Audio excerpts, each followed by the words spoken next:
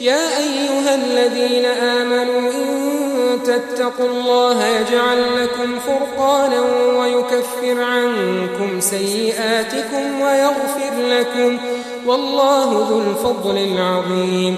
وإذ يمكر بك الذين كفروا ليثبتوك أو يقتلوك أو يخرجوك ويمكرون ويمكر الله والله خير الماكرين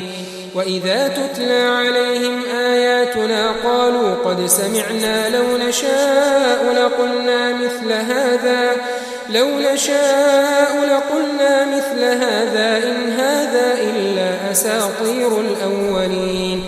وإذ قالوا اللهم إن كان هذا هو الحق من عندك فأمطر علينا حجارة من السماء أو ائتنا بعذاب أليم وما كان الله ليعذبهم وأنت فيهم وما كان الله معذبهم وهم يستغفرون وما لهم ألا يعذبهم الله وهم يصدون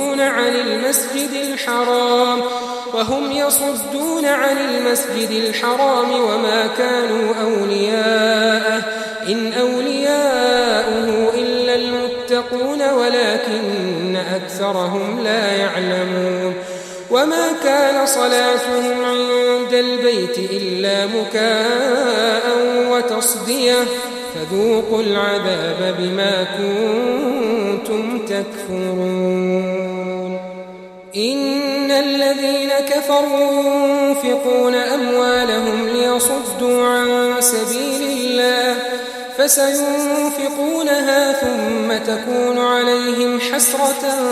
ثم يغلبون والذين كفروا إلى جهنم يحشرون ليميز الله الخبيث من الطيب ويجعل الخبيث بعضه على بعض فيركمه جميعا فيجعله في جهنم أولئك هم الخاسرون